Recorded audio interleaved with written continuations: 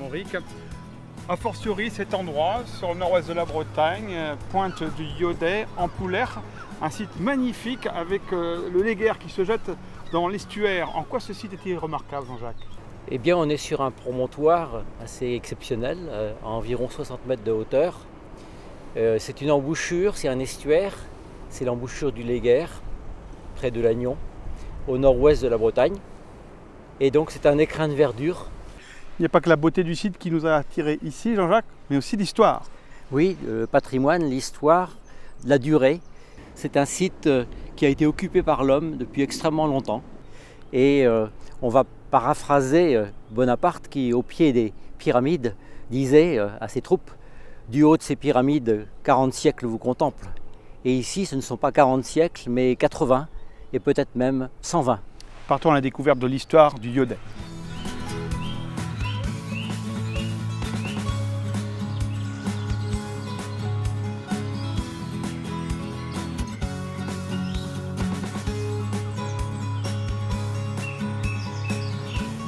Jean-Jacques, nous venons de quitter il y a quelques instants ce promontoire qui marque les premières traces d'occupation humaine ici au Yodet.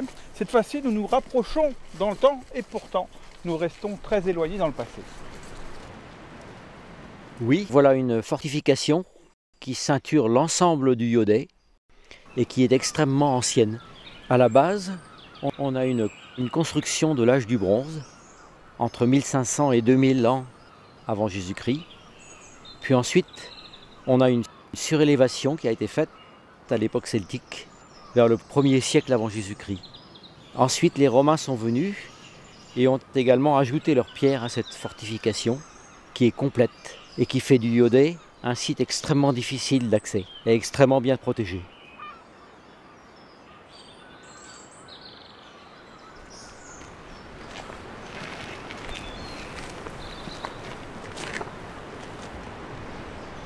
Jean-Jacques, c'est ici qu'on se rend compte vraiment de l'importance, de l'intérêt des fortifications du Yodet.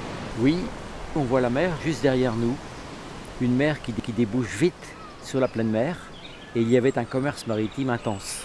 Les bateaux partaient d'ici pour aller vers les îles britanniques, pour aller vers la mer Baltique, pour aller vers la mer du Nord. Et donc c'était un lieu stratégique qu'il fallait fortifier. Le commerce maritime s'est poursuivi à travers les âges, ce qui fait qu'aujourd'hui on dispose de ce corps de garde qui date des XVIIe et XVIIIe siècles et qui montre l'intérêt stratégique de cette côte tout au long de l'histoire. On arrive du côté des Romains. Voici un mur d'une toute autre facture, et pour cause. Ça, c'est un mur romain qui a été construit par les Romains lorsqu'ils sont arrivés ici. Les Romains ont vaincu les Armoricains, les Vénètes, en 56 avant Jésus-Christ. Et puis ils sont arrivés dans le nord de l'Armorique. Ils ont trouvé ce site-là, extrêmement important, et ils l'ont fortifié, ils l'ont occupé. Ils ont construit deux portes triomphales. Et aujourd'hui, le Yodet est connu pour ses ruines romaines, beaucoup plus que pour toutes les autres ruines dont nous avons pu apprécier l'implantation. Jean-Jacques, voici une chapelle dont le pardon connaît un franc succès. De quand date-t-elle? C'est difficile à dire, c'est une chapelle très ancienne. Les fondements les plus anciens sont sans doute du XIe siècle. Et puis elle a été remaniée à plusieurs reprises, y compris à l'époque Beaumanoir, au XVIe siècle. Et par la suite, donc, elle a été dotée d'une magnifique Vierge couchée, qui fait qu'on vient la voir de très loin.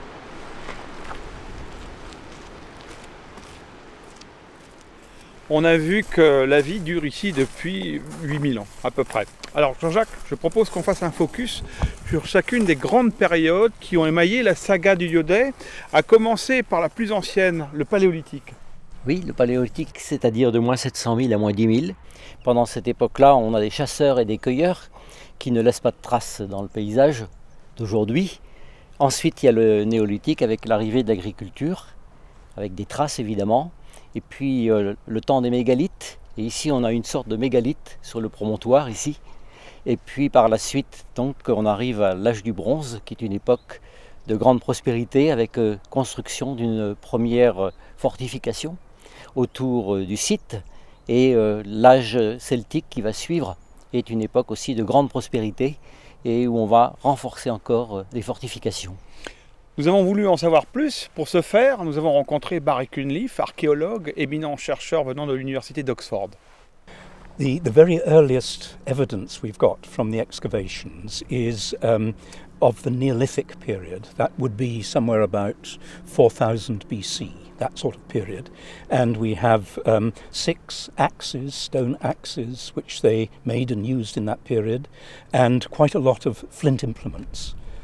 For hunting, arrows, for cutting, for scraping skins. So about 4000 BC, and then more or less continuously this place has been used from then on, and it's still being used today, so it probably has never been abandoned.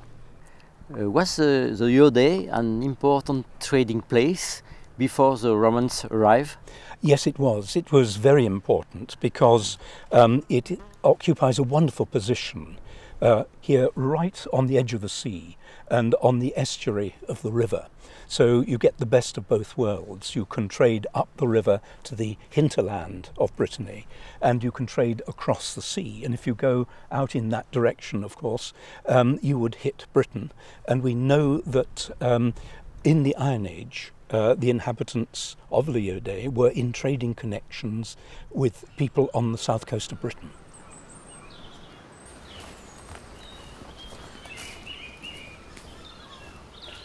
When was Leuode most prosperous period? I think the most prosperous period for Leuode was in the Iron Age, and probably towards the end of the Iron Age, let's say at the end of the 2nd century BC or the beginning of the 1st century BC. And that's when they fortified the site on a massive scale. They built a great rampart across the neck of the promontory. We're standing on the rampart now, and this rampart is 7 or 8 meters high. It was really massive, and the early rampart was rebuilt on one occasion and then rebuilt on another occasion. And the last occasion, I think, was at about the time when Julius Caesar was in Gaul in the middle of the 1st century BC. So for the community here, it was very important to defend themselves, and they had access, of course, to the sea and to the river, and for their prosperity sort of lay outside. They rebuilt this rampart on 2 occasions. There was an early rampart faced with stone, then they built another rampart higher faced with stone again, and then on the 3rd occasion they built a massive sloping rampart, really very strong, and I think that may be at the time when Julius Caesar was attacking Gaul in the middle of the 1st century BC. So they were putting a huge amount of effort and energy into protecting themselves and protecting their community.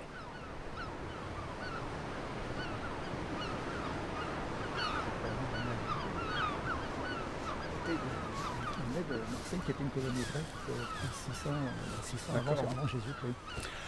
André, l'explorateur et navigateur grec Pythéas, est venu ici au Iode au IVe siècle avant Jésus-Christ. Effectivement, le grec Pythéas a été le premier explorateur à s'aventurer dans les mers de l'Atlantique Nord dans la 2e moitié du IVe siècle avant Jésus-Christ. Aventurier scientifique, il mesurait la latitude à laquelle il se trouvait pour comprendre les routes maritimes qui, à l'époque, approvisionnaient la Méditerranée en matières premières, comme l'étain, le cuivre ou l'ambre. Or, une de ces mesures correspond exactement à la côte nord d'Armorique. Et toujours à cette époque, le Iode est le port important et par conséquent logique où faire escale. D'où la conclusion que Pythéas est certainement passé par le Iode.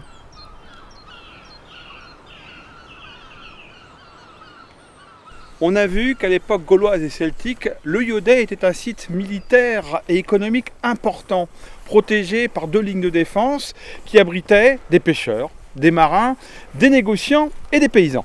On le sait grâce aux archéologues Barry Cunliffe et Patrick Galliou qui ont publié 4 livres sur le sujet.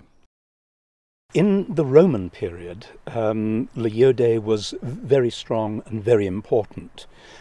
so important that they built a masonry wall all the way around the circuit to protect it. And this is, in fact, the Roman masonry and part of the gate. And one would go through the gate there and down to the port.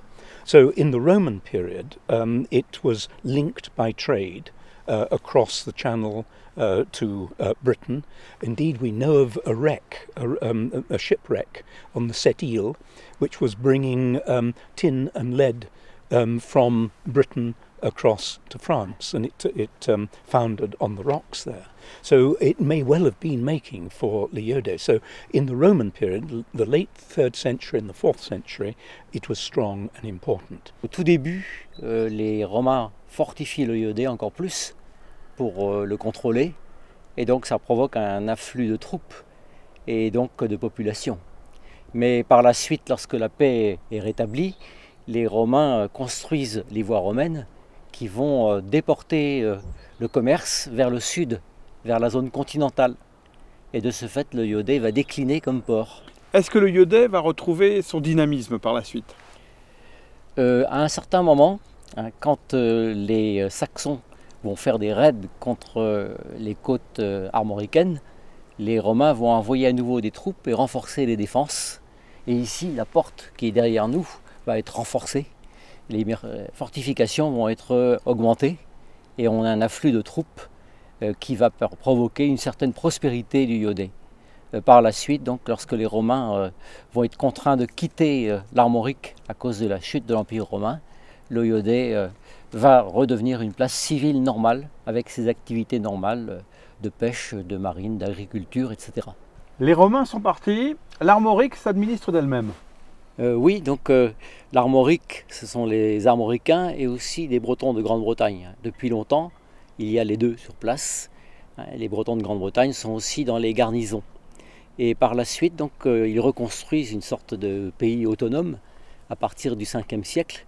Il y a une communauté chrétienne qui se développe avec le culte chrétien et les premières constructions sans doute d'un monastère ou d'une église. Nous arrivons à une période pendant laquelle l'Europe continentale connaît des temps tumultueux, tandis que le Iodé, lui, vit une certaine quiétude. Quiétude qui ne va pas durer longtemps. Jusque quand? Jusqu'en 882, avec le raid du chef viking Hasting, qui débarque au Iodé, provoque énormément de destruction et laisse une communauté extrêmement affaiblie et pauvre. Donc cette marque-là empêchera le Iodé de repartir avant plusieurs siècles. Et il reste des traces de ces exactions, de ces combats? Non, parce que les exactions, ce sont des destructions, et les destructions, finalement, laissent peu de traces. Ce sont des périodes de construction qui nous laissent du patrimoine. Et on a pourtant une chanson.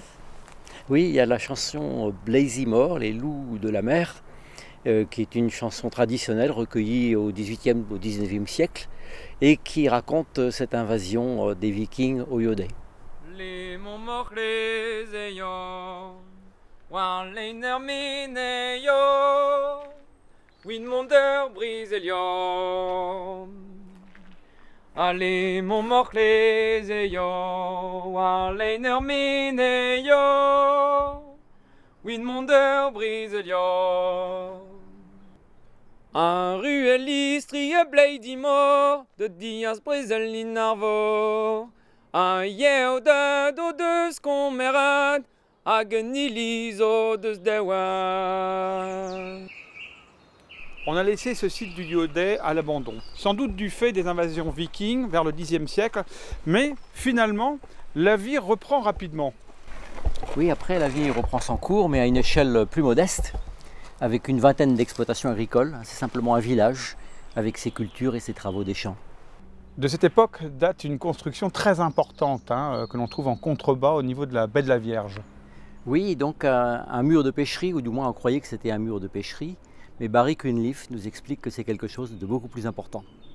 The mur de pêcherie, which goes across this inlet here, is a most amazing structure. It's built of great slabs of granite, 1-2 meters long, about this thick. It must have taken an enormous amount of effort to build it. It's called the mur de pêcherie locally because people think it was to keep the fish in at high tide and to make it easy to fish. But I think it's far too big for that. It is massive. And I think the best interpretation is that it is a barrage for a tidal mill. And a mill that, or possibly two mills, there are two slots through it. When it was built is the big problem. It is so big that it implies a large population and a concerted effort of that population. If I had to guess, I would say any time between the 6th century AD and the 11th century AD, somewhere in that period, and I would rather favour the early part of that period in what we would call the Dark Ages, when we know this site was occupied, they had fields up here, they were growing corn, they were living up here, and it would be logical for them to build their mill down in this excellent little valley with where the tide comes in very fast, and it's an ideal location for a watermill.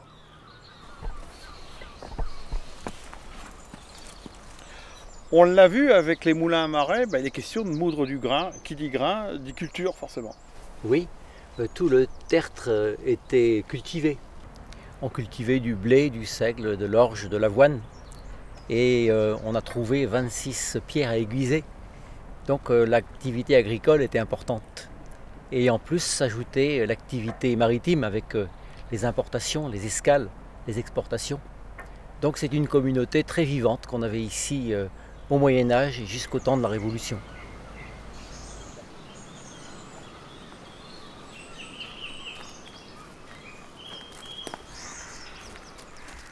Au XIVe siècle, on constate encore des changements. Oui, donc la population se rassemble dans des maisons autour de l'église. L'église est reconstruite et par ailleurs donc le plateau est occupé par des cultures. Il y a encore des escales de bateaux, spécialement lors des tempêtes. On a retrouvé des tessons d'Espagne, d'Italie, d'Angleterre, qui prouvent que les ports du Yodet étaient encore fréquentés.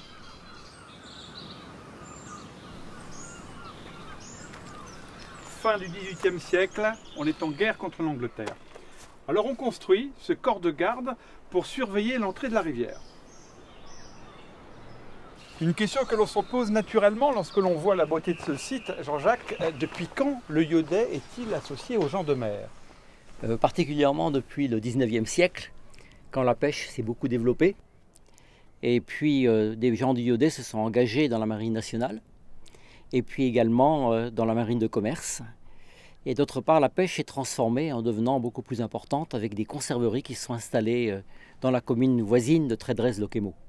1845 est une date qui marque aussi fortement cet endroit. Oui, on a construit ce bâtiment de la douane pour lutter contre la contrebande toute naturelle vers les îles britanniques notamment.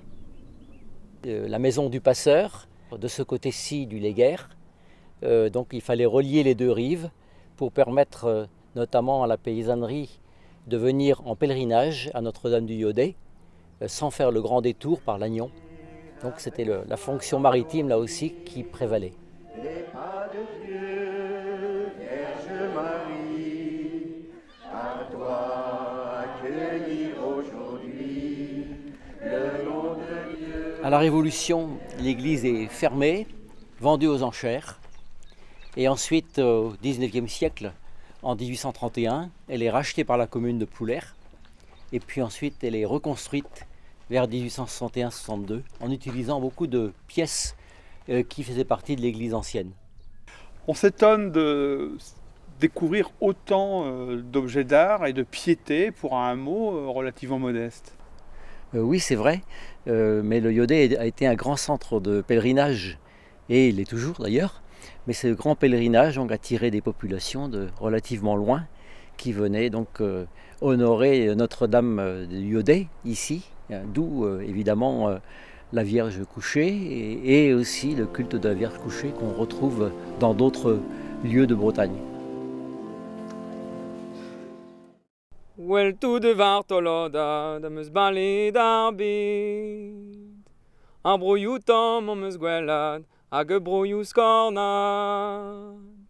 O gwellen meus n'ar voyagi, broioù ker dispar, me devro al wel me hini, neus ket war un douar.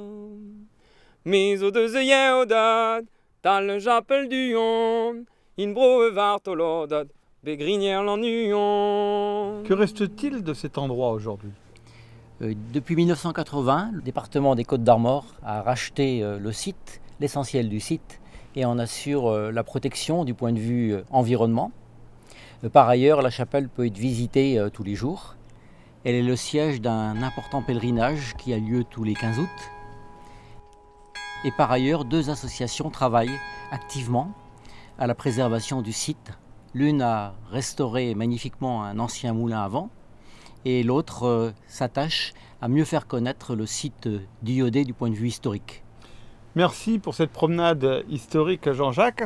Finalement, on peut dire que ce site du Yodet nous offre un raccourci saisissant de toute notre histoire. A pa oan ai bras e vese, wel tout de grenardad, e vichen en ot heden de o c'hoari gant bidiornad. A diwe a tor goude, ne gaven ket divalo, ya mont de not ka jibom de a gant potra de bagon.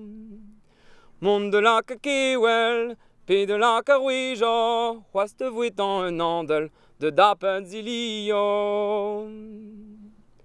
A du-hont en begerinier a bom de meske peskad, me gave ber un amzer gant e var tolodan.